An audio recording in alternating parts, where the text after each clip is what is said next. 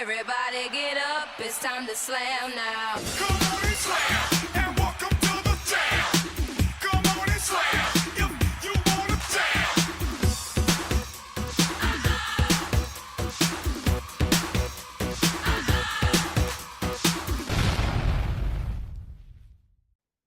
I won't sell you false promises or have a catchy slogan for you to put on the front of an overpriced t-shirt or hat. That's what con artists do.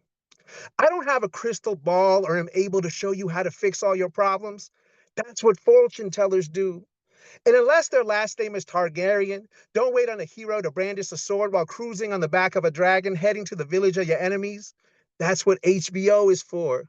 What I can do is be a poet, purposefully dreaming while wielding words like Thor does his hammer in my quest to embrace the humanity of marginalized communities.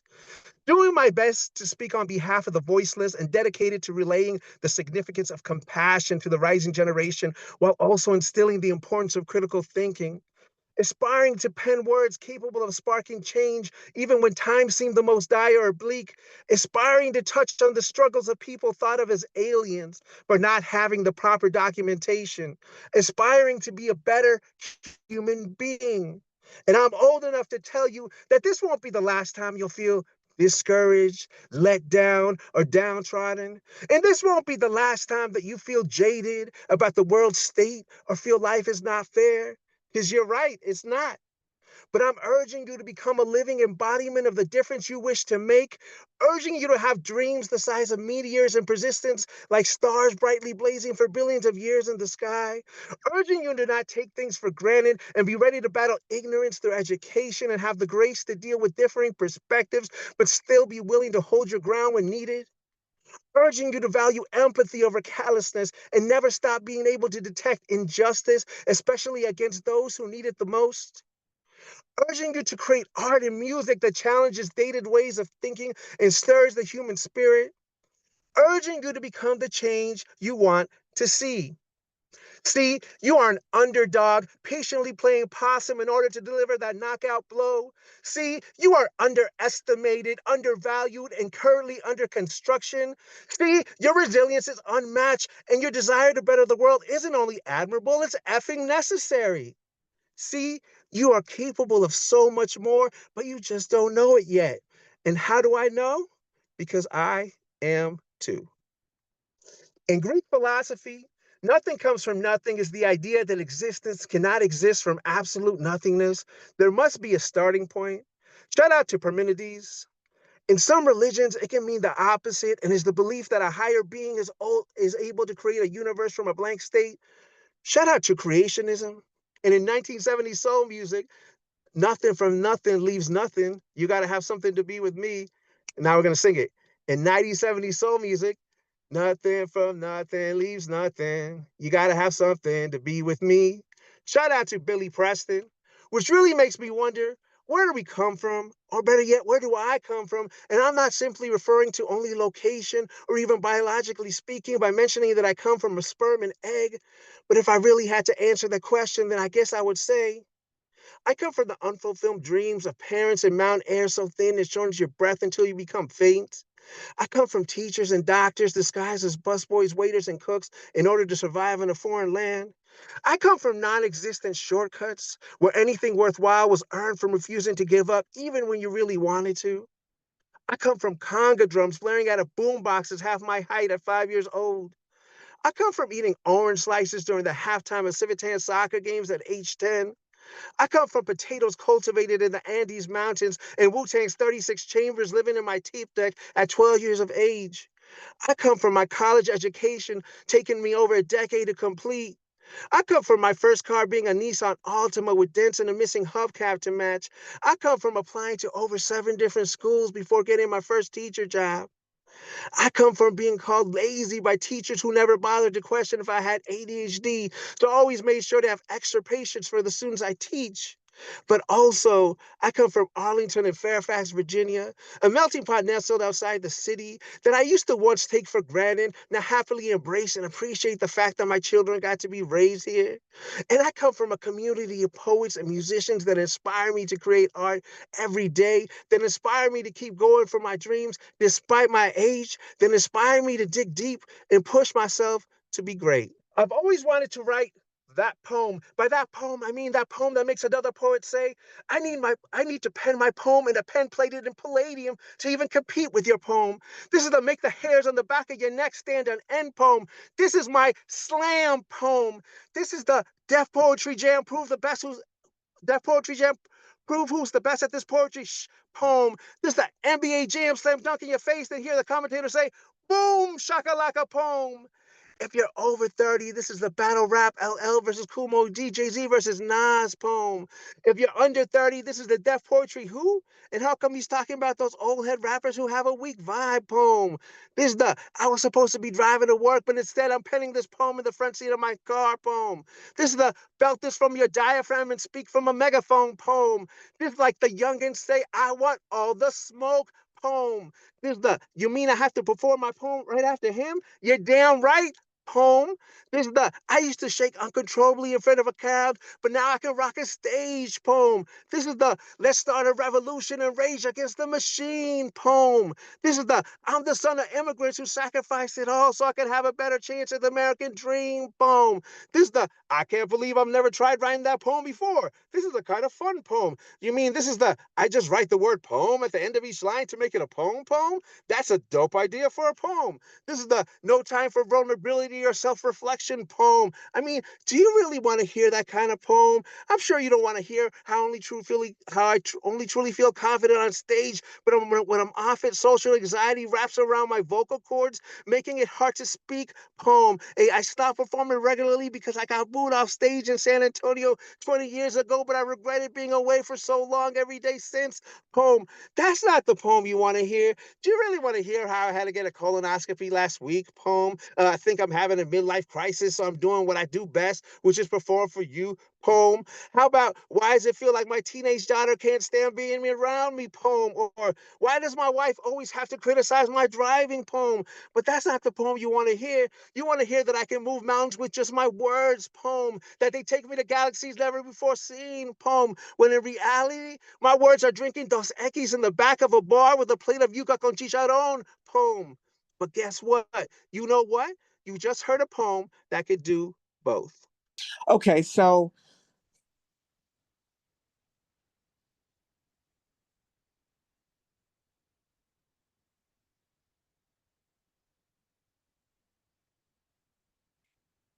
are you tired of the silence yet?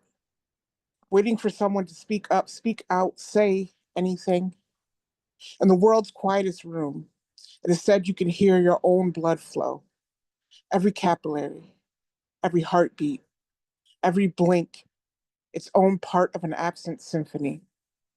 While you may think the music of your xylophone bones and string section veins would sound like God's greatest hits, it will drive you mad. Sounds more like a train derailing, a crash you cannot look away from. No one has lasted more than 30 minutes. Proof that silence is the most violent thing we know. Allegedly, fascism has created a foothold on our soil, the same dirt teeming with the blood of all those who built, borrowed, and birthed this country. The world sat silent as thousands of Palestinians, Ukrainians, Muslims, Christians, Jews were killed. If you think someone is coming to save you, you're mistaken.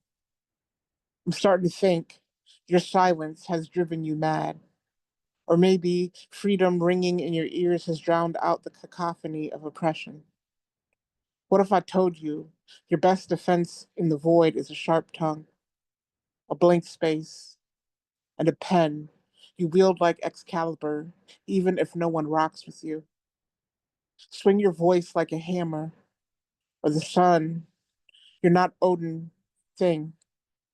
Speak up, speak out, say something before all you have left to give is a moment of silence. You said that you are colorblind. And I believe you. I do. Because you can't seem to tell the difference between green and red hues, hitting the gas when you should be reach for the brake, unconcerned with whose life you could take, speeding through intersections without intersectionality. You said it isn't about hate, and I believe you. I do. But hate isn't the only enemy of love. There's apathy too. The ability to turn away from the problems of the day, downplay the vitriolic wordplay because you want a new way and know that you are not in the way of the danger you let stay. You say we need to come together, and I agree with you, I do. But what does that look like to you? Because you speak about me and the people I hold dear from a place of fear, expect us to disappear, at least the parts of us you find a little too queer. Claim we're welcome to join you, if only we try to become you. You think you're one of the good guys, but history won't be so kind. Decades from now, they'll ask you what was on your mind as the world burned, waging wars unconcerned, reasons specious and half formed, more rights for the unborn than the almost mothers we now must mourn. You try to justify the calumny we see with our own eyes. And I can't tell if you believe those lies or just blindly ascribe to the party lines. Is this how democracy dies? At the hands of bilious billionaires held up by the very people they hold down? But the wolf is shedding his sheep's clothes. He's turned up his nose to all those average Joes. Grocery prices already too high, again about to soar, eating even more of the little paid to the working poor, the same ones you convinced to vote away their very rights, told them DEI was the blight. Forget Beauty and the Beast, that's the tale old as time, when the powerful's great crime is turning the gaze of the powerless to their neighbors in the breadline. Convince us to fight amongst ourselves while they watch from swanky hotels. These billionaire cartels aren't even making up new spells. All of this to say that I am scared. You have scared me. But even scared, I know one hard truth, and that is that hate will not save us. That is what you're trying to do. And do not misunderstand, I do not mean to love the ignorance. I only preach the strength of a love that defies difference. It's all I can do to stretch the bounds of my compassion, my empathy, my sphere, recognize that underneath your violence is a very real fear, but fire doesn't extinguish fire, it only feeds the flames. So I'm not going to play your games. I will open my arms to unlikely allies in very different guise, not caught up in the squabble of minutia and what's probable, but encourage us to dream of what healing is possible. We've been down this road before, but it just means we know the route. We've already been under this boot. So you shouldn't be surprised when we don't fall in line and follow your cowardly suit. The resistance will be one of love, and there's room for all thereof. Pull back, let go, hear that echo through the metropolitan central police sirens. They come firing, unarmed suspect. Isn't this done yet? Strolling through the city, I can feel it breathing through me. Alive and I'm inside it like an actor in a movie. It's hard to tell who's the villain because they come in many forms. But the heroes are the ones who stand to break the social norms. Everybody has opinions and they circulate around it like a cloud that hit the ground. The fog is hard to see around, but as it lifts, I catch a glimpse of what is real and what is true, and I can form my own opinion without it becoming skewed by news on the television that's biased to fit a narrative. We need to recognize oppression, it's imperative. And everywhere I turn, I see it, but can't believe it. Some have money to burn, others with nothing to eat. And the inequality is the product of intersectionality between race, class, gender, and your identity. Instead of considering all of mankind our brothers, we put ourselves into groups and everyone fights with each other like a war zone. And we just want to live in peace, but there's police out here that stalk you like some rabid wildebeest. They're waiting for you to slip, waiting for you to trip. Soon as you do, they use abuse of power to their benefit, and it's sick. I keep my head down, I continue to walk, playing hopscotch over outlines in white chalk. Another one of my brothers is gone, I sit and pray and let the energy radiate, creating a wave that flows throughout the city and rings from every mountainside. Where some will flourish, others barely make it out alive. And peace is the answer. Though the process may be slow, it's better than the alternative of altercation. So don't let them control your mind with the way the system was designed. Now everybody's talking, but nobody really hears and nobody really learns because they won't open their ears. I came here to open the eyes of those blinded, and poetry's my tool to pry open the closed-minded. Who's to say where the liar's game originates? Did it really begin with Abel and Cain, or was it inherently there in the simian brain long before we stood on two legs and drank the Kool-Aid spilling from the pitcher, held by a preacher who paid the Pied Piper to paint his portrait in gold and silver? I ponder these premonitions of presidents reigning power with an outstretched palm, while the masses struggling in classes misconstrue basic pronouns and biological phenomenon. And while students use AI to pass their final exams, the minute marker has expired, the golden path has been retired. Critical thinking is undesired while we still got Instagram. Converting the people to have prejudice, echoing the gospels that match Machiavellian rhetoric, violating our human rights, banning our eyes on Palestine, hiding the truth, exposing youth, sculpting our brains as smooth as Play-Doh. Journalism thrives in political free throws. If it's a game show, perfect tempo. If it's a Fargo, make it hypno. If it's a black boy in the streets, only a pistol will keep the peace. And we know it shows that the anchor man wants the age of Jim Crow on repeat. Let freedom take the seat. Let the masses make believe that the homeless eat for free. The peons and the nosebleeds purchase spectacles they'll never see. Let the criminals run the beat. Replace the workforce with machines. Put the farmhands into prison where the modern slavery makes us green. Paper bills into wallets, stocks and shares, increase profits, profiteering, no restrictions, justice jury, no convictions, maledictions. United States, our affliction, our addiction to the compromise that we idolize, trivialize, selling our good years of our time to collect dozen pennies in our pockets, printed, minted, grifted for $1, while every day the world gets smaller and the rich get taller and the world gets smaller and the rich get taller and the world gets smaller and smaller and smaller and smaller and smaller and smaller until there's no one left to lie to. And the last one standing has nothing but the truth. Love measured by absence. Rejection. A door slammed in the face of hope. The sound echoing like thunder in an empty canyon. A puzzle with a missing piece, forever incomplete. A heart locked in a room of closed doors, knocking until its knuckles bleed. A candle flickering in an empty room, its light reaching out, but finding no one to warm or breathe. A bridge burned without a second glance, the smoke curling into the sky, carrying whispers of what was lost, a mirror reflecting nothing but shadows. A self blurred by someone else's indifference, a melody sung to an audience of ghosts, each note dissolving into silence, a flame extinguished by a cold wind, leaving ashes too fragile to hold. Rejection. It paints the soul in shades of longing, a longing to be seen, to be held, and a love that doesn't demand change. It's the ache of arms reaching across an empty void, the stillness of waiting for a voice that never comes. Emotional wounds wear many colors, but rejection is the deep blue of an endless ocean. It pulls you under, filling lungs with waves of self-doubt, leaving you gasping for air, clinging to the remnants of worth that feel as though they're slipping away.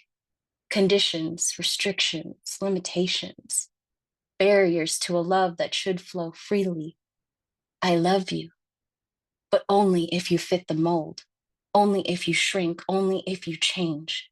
Rejection whispers into every quiet corner, filling the gaps with doubt, unloved, flawed, unworthy.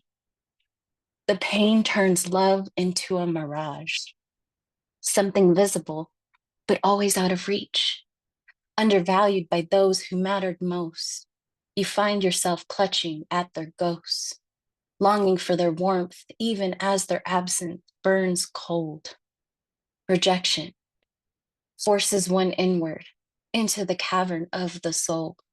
It's a house with broken windows, the light barely streaming in. You wander its halls, searching for answers in the echoes, piecing together the fragments left behind by those who walked away. The grief of rejection requires introspection, a descent into the dark where shadows stretch long and silence demands reflection. It's a mirror that forces you to see yourself as you are, not as they painted you. Rejection. It can guide you deeper into the spaces within where you learn to hold yourself. It teaches that love begins not in others, but in the soft light you carry inside. It's a teacher, cruel but honest, pushing you to find wholeness where one was longing. Healing begins in those quiet corners, in the tender work of rebuilding. The shards of rejection become mirrors, reflecting truths you were afraid to see. The cracks in your heart become pathways to deeper love, not just for others, but for yourself. Where rejection burns, a spark remains, and that spark, that light, can become the fire that leads you home. Why tell it? Waste your time. It's a story all heard before, getting fired. However, maybe not from a transgender doctor's at the crux deciding between a job and their artistry. I'm concerned other doctors won't understand how I perform explicit poetry, no trigger warning, me fearing their, sorry, my brain's in a different place today. I'm just gonna start over real quick. Why tell it? Waste your time. It's a story all heard before, getting fired. However, maybe not from a transgender doctor's at the crux deciding between a job and their artistry. I'm concerned other doctors won't understand how I perform explicit poetry, no trigger warning, fearing my words will appear on Instagram feeds for my profession to see and judge. They carry stethoscopes as guns, their bullets could pink slip me if they don't agree, because I speak my truth in academia. I've had it all, and I've lost it all. I've been hot and I've been cold. I've learned who my friends are and who would drop me off the mountain of their contacts list the moment they saw my downfall. I'm no longer useful to them. I've discovered if you heard someone gossip about another, they're doing the same to your turn back. They'll turn around and slap a scarlet letter on you. It's sad.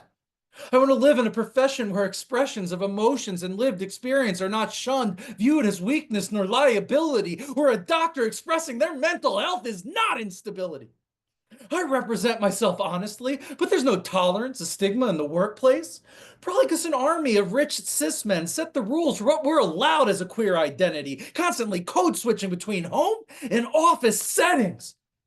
The way professionalism was created is relative. It's built on fragile structures of patriarchy, so difference from gendered norms is met with punishment, and DEI expertise is valued by the pennies of medicine. I've already spoken before crowds of hundreds of white coats in overflowing symposia, yet I'm more scared to stand here, reflect personally, and expose myself to you. Yeah, I know it. We're not allowed nudity on this stage, but I got a soul to share, spill my insides out past my outer layer, unbutton the sutures holding my chest together, bear the result of poet addiction pickling me inside out until I'm tossed out of a hospital bed to fend for myself. But why do I give a fuck? Is this really a difficult decision? Won't the next generation want to see a doc who scorches slam stages so much you'll have to come to clean it up after I'm done? Medical students need someone who crashes down the walls of tradition, pioneering a new way of critical thinking, teaching them to challenge bad opinions. And I'm bad enough of a boss to do it, lead them through it, so where I suffered, they succeed, just as my ancestors paved the way for me. Poem is called Fuck Elon Musk. Somebody tell that boy we salute our flags a little different around here. We keep them flags at half staff for our fallen, and yeah, sometimes we take a knee when carrying the weight of racism gets too much. Bow our heads in equal parts prayer and despair. You cosplaying government all dressed up in a leadership you don't deserve. We didn't vote for you. If you want to talk DEI and who didn't earn it, you gaslighting a nation afire to fuel the white man's rage. I know you proud, boy, but we salute our flags a little differently around here. We pat our chests out of gratitude for all our ancestors gave, and truth be told, boy, them apartheid aspirations ain't a part of our plans. I got a guillotine for a tongue and I ain't guilty about it. And you look ready for the chopping block. Butcher's block, eat the rich. I heard it's more filling than cake, but ain't shit sweet. Your hatred makes you bitter, boy. You the recipe for destruction, always seek to destroy. But my people always rebuild, always foundation. If we're being honest, Jesus was black, so my people have been crafty carpenters of civilization since the beginning. Bald eagles and culture vultures, too chicken to take accountability, idolizing the wings of Jim Crow. Our bodies, the red and the white and blue, we had too many caskets come back draped in old glory to glorify Nazis on American soil. Maybe you can't understand this angle because you never traded a loved one for a folded flag. So yeah, we salute our flag a little different around here. And if you don't know, we fight back a little different too. We drove to the red palm tree at least once a week. Pilgrimages to nowhere, to garish decorations of those with more money than taste, in the middle of suburban enclaves made of dozens of variations on the same uninspired architecture, copy paste, copy paste, copy pasted, in a field that was once full of yield before it was eaten by urban sprawl. A field that now grows only upper middle class ennui. Upper middle class ennui, and at one point a two-story tall red palm tree. No one knows who found it, or when, just where. Nights that had been spent driving aimlessly suddenly had purpose, spent in pilgrimage, parking on a street many tax brackets above our own, to confess our tender fears and nascent dreams in hushed voices under the glow of this tacky neon palm tree.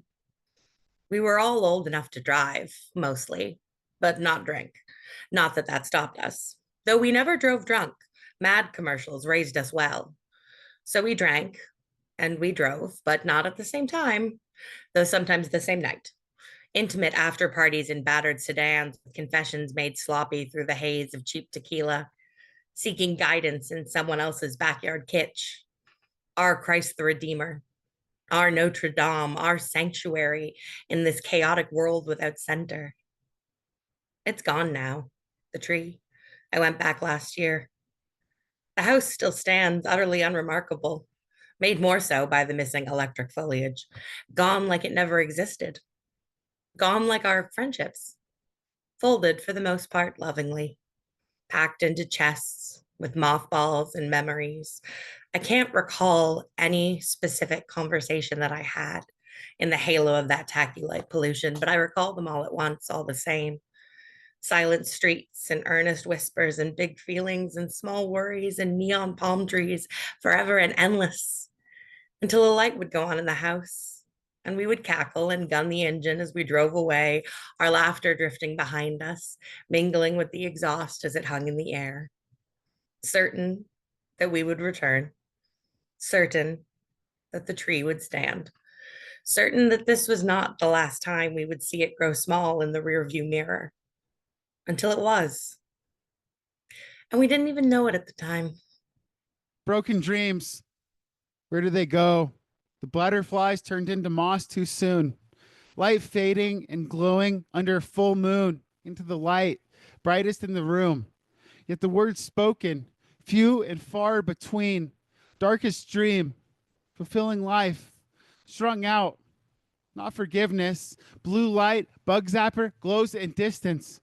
Only so close. Feel warmth, feel light, feel accepted, feel perseverance. And yet too close. Icarus. Hard on scale. Only judges you. Outweigh feather and devoured. God or devil, Amit or Mott. Look in mirror. Close enough. See your own eyes. See clear. Ask if it's fate. Ask what to do. Only person take advice from, staring back at you. And what if, in death, the jury is you? Judge strikes a gavel and replays every situation you mishandled. Looking up at the stand, you is the only witness.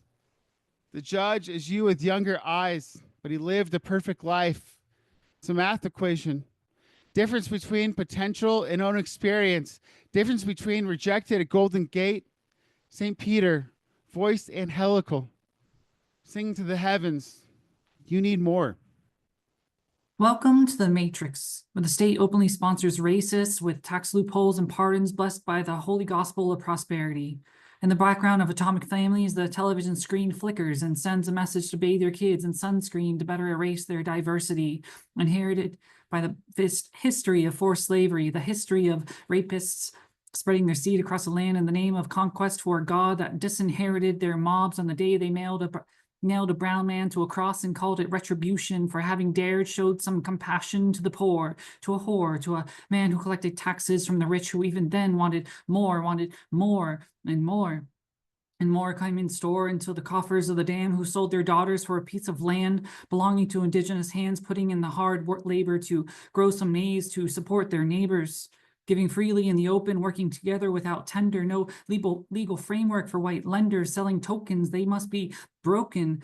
Do not realize that the height of mankind is to sell his soul to the devil for a golden pebble, for a home built on the bones of colored people, bought by kings and queens of contemporary charmers who wrote the guidebook for Southern farmers on unethical breeding with claw marks of black nail polish and menstrual bleeding, leading from the pitchfork of patriarchy, ushering forth a repeat of tyranny built upon the masons of the computer age. Open your windows to another plane, a dreamscape of reality. Digital data mines work like surgery, slice the cells to extract the notion that what you are is not an ocean of unity, but a commodity of the elite, who plow the mountains to erase the graves of generosity, welfare, in the golden days where a person's rage got written off as hysteria. Burn them at the stake with cryptomeria, cedar for pleaders, pine and poplar for the illiterate readers, oak and ash for the poor who purchase weeders in the form of knowledge, chop off their edit. Oak and ash for the poor who purchase weeders in the form of knowledge, top of their class at community college, where the tools and tricks of the whipping sticks, the tactful trade of the liar's game, the misconstrued get more confused, and the general matrix gets passed down with polish. Sad King John would like to say hello. Or Sad King John would like to confess. Sad King John would like to explain how he messed it up. Or Sad King John would like to show you the fragments and tell you which elbow did the bumping and offer to pay generously for the damages. Sad King John would like to stop being so loud. Or maybe he's too quiet. Or Sad King John would like to stop saying stupid stuff when he's trying to be nice. And what does nice mean anyways? Or Sad King John would like to sing, but he doesn't. Or Sad King John would like to apologize for how few lines he's written and how often he speaks them. Sad King John would like to create something beautiful, or Sad King John would like to smash it all to bits. Sad King John knows why they left. Sad King John would like to watch the city lights blink and hear the hum of the cars passing by and be still. Or Sad King John would just like to say good night. So the soul is a flame growing continuously higher, and the mind is like the kindling adding fuel to the fire. The words that emerge are like smoke billowing upwards, allowing those around me the chance to glance over and observe the flying embers from my life's endeavors, fighting forever under a sky of declining weather, but still remaining centered when the storms with lightning enter, because the body is like an awning that provides the fire shelter, so that when the clouds surround and everything is gray, then refuse to be swayed or led astray, and stay directly here in the spot. And when it begins to rain, as long as you stay strong, they can't extinguish your flame. And there's one thing to remember, it's the fire that fuels the soul. Look to the flying embers and watch them burn out of control. Human expression, blooming intentions, moving in sections, inspiration unbound, found in a calm reflection of this life passing before our very eyes, and could barely size up the situation before it vanished in quick time. The fire still burns slow, and let it go till the sparks start spreading, letting everybody know that your words cannot be stopped or in any way contained, because they're fueled by a flame which eternally remains in the heart and the spirit. So whenever you hear it, you can feel the warmth coming from the heat of these lyrics. Be fearless of the obstacles that stand in your way, and just remember your potential at the end of the day. Returning to it again like a long lost friend, we've brought up vineyards from the Indus Valley and we've hired a bunch of locals to stage a rally. We'll be planning a hearty vintage along the icy coast where the North Atlantic whispers off the ice-encrusted shoreline, or so we'd like to boast. We're offering employment to the local population, although we're not entirely certain of the contingencies and requirements of the total operation. We've announced $1 million investment on paper, to be sure, but with the vineyards and the brewery, we're pleased to suggest the local reindeer will endure. The frozen tundra nearby will no doubt prove entirely fertile on the fallow, untested, albeit rock-strewn ground, or so we've been assured by our AG manager, a girl named Myrtle. The proliferation of several varieties of lichen add a picturesque splash of color to the varieties of gray landscape that we fully expect to double. We've anticipated next December for our groundbreaking effort. We've rounded up some homeless migrants who launched the project. This bunch we've impressed us all as clever. We'll be performing laser-guided drilling with a brand new AI foreman, but the locals are undergoing formal cyber farmer training, or at least the few that are willing. The literate among them will make up the clerical staff, but there's insurance form to process and punch cards to load, so I'm not prepared yet to laugh. We'll be handing out hundreds to hungry passers-by. It can be easily explained. Pretty soon, my friends, we'll tell you by and by. We've been giving large bills to children and wandering homeless. It's true. They often find us enticing, and the work is quite exciting. Besides, many will be a voting age or so, we do construe. We see bountiful vineyards and a beachside flourishing, hotels and a thriving tourist trade, and as they relax, they'll enjoy a festive parade of reindeer. My dad's called me many names. Buddy, champ, my boy. Words you may think are good to hear, but boy, oh boy, the first time he said the word sweetheart and daughter, it was a gender reveal party that felt like God was patting my head. Because daddy issues mean something different to transgender women. My dad named me Michael, the archangel, as he wanted me to rise strong above weighted blankets of conditional love that conditioned me to achieve his dreams of having a son. I was a druid trapped in a tower with vines of hair wrapped around her neck because she couldn't live in the isolation of being raised the wrong sex. Now, as an adult, I'm sporadically shocked with the 100-volt surges of the urges I was insulated from in childhood.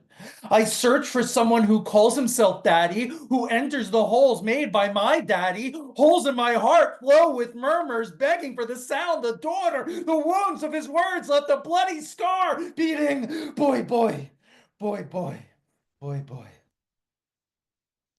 Still, I know he loves me. He raised me a boy only unwittingly, and he keeps doing beautiful things that surprise me. I never knew what a good dancer he was until he cradled me close at a family wedding. He whispered, "You better believe I'm gonna lead." His arms dipped me into a Big Dipper filled to the brim with female gender. I saw stars of euphoria, his legs rooted to the floor while holding me out to relatives who witnessed his support of me. Yet I'm the hypocrite because I stole my son's father from him. Michael's a missing face on a milk carton, forgotten to fading photos before there ever was Facebook. On Christmas this year, I listened to my son asking Santa for a daddy, to be like the other children he would see at school, a place where in some states I'm a criminal just for picking him up at the bus circle and using the correct bathroom. There wouldn't be so much hatred of the transgender community if we changed the stories we pass on to our children, to transition fables of empathy and understanding into the shared realities held by our daddies. Father, you gave me everything with one word. It didn't take 7 days to create me, but 7 years of work to culminate with the flowers you sent and a note reading. I'm proud you're my daughter. Fostered by the moon and stars. Orphaned At an age too fragile to fight back, a tree ripped from its roots, uprooted, unsteady, left gasping for air in a forest it didn't recognize. Torn across the ocean, a ship without an anchor, sails tattered, adrift in waves too heavy to name, a lighthouse without a keeper, its beams flickering, swallowed by the storm. They called it a home, but the foundation was cracked, a house with walls too cold to hold warmth, roots erased like ink wiped clean from paper, a seed tossed on barren land, no rain, no nurture, just the weight of survival in a desert of indifference, dreaming of a meadow that doesn't exist, where love blooms wild, unconditional, free, a place where soil heals instead of scars, where the heart isn't an afterthought, but the center of everything. The heart's song, sung into silence, a bell tolling into an abandoned village. Each note scatters, lost in the emptiness, like a star falling unnoticed through a sky that forgot the moon. Fostered by the moon and stars, when humanity turned its back, they leaned down, their light cradling the wounds others refused to see. Mother Earth took me in. Her forest hummed lullabies, her rivers whispered secrets, her soil steadied my shaking hands. The sun rose just to remind me that beginnings are written in every dawn. The moon, oh, the moon. She held me like a mother, her phrases reflecting my own.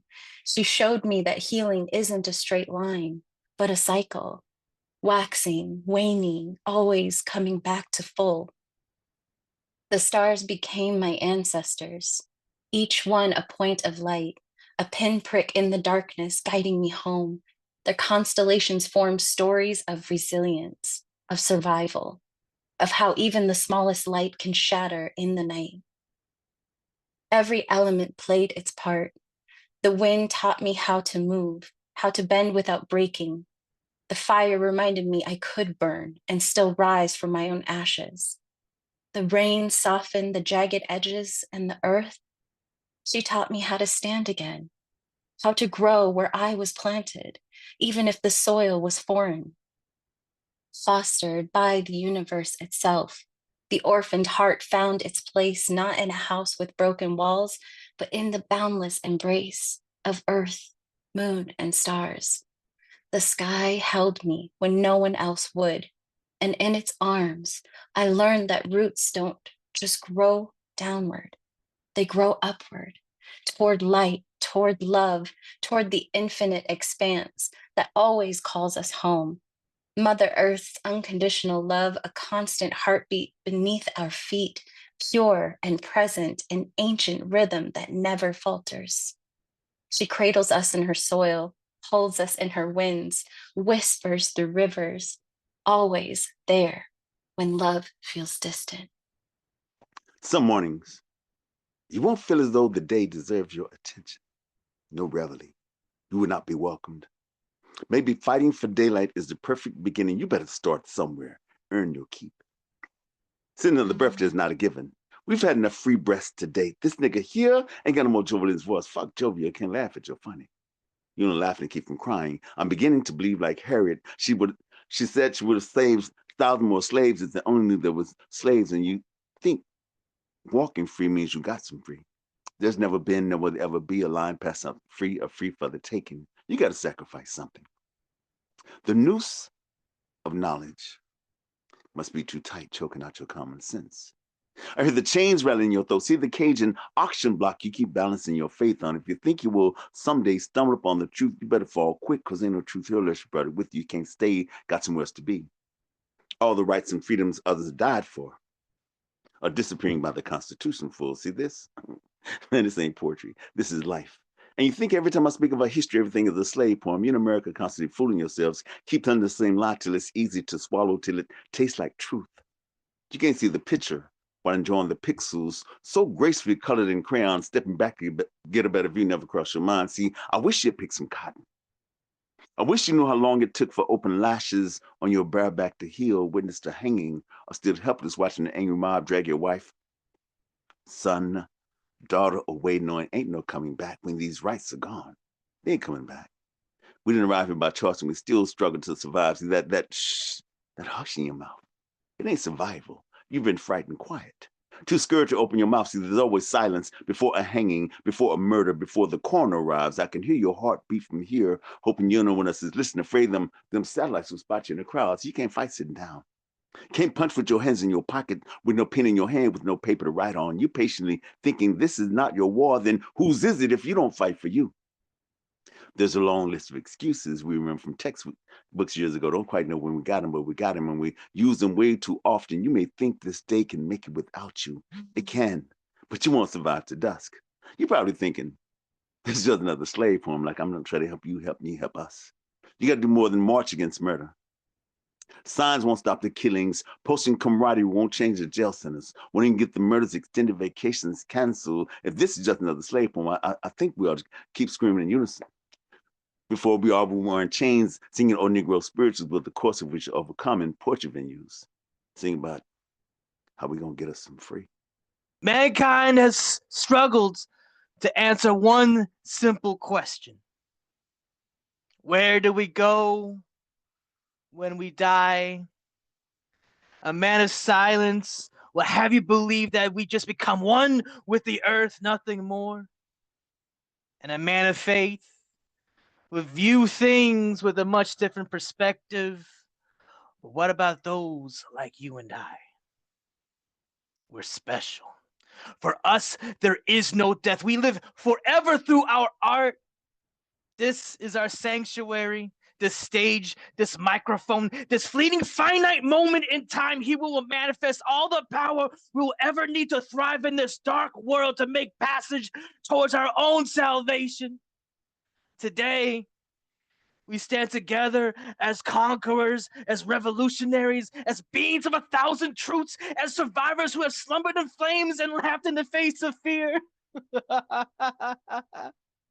We have found our way through the darkness and into the light with nothing but limitless might. We are the color red in this world of black and white. Society has placed labels on us, for it is only human nature to put labels on things you do not understand. Labels, insults, numbers, ways to objectify the unknown, the unfamiliar, and the unwanted. We have been labeled many things: unconventional, strange, misunderstood, outsider. But understand this, though, friends.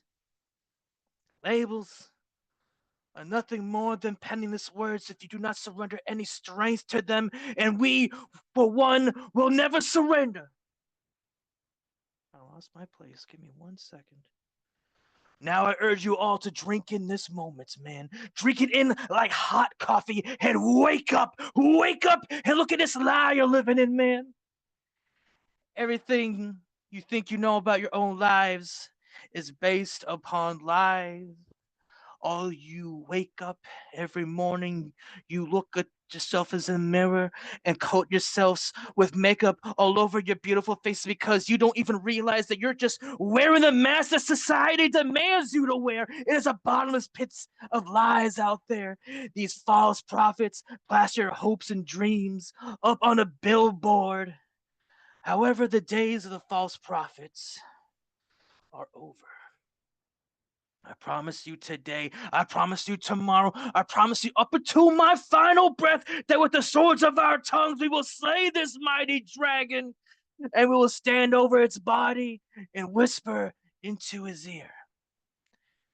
It is time to end this lie. When you die, come find us. We will never be too hard to find. Just look up to the sky and follow the buzzards.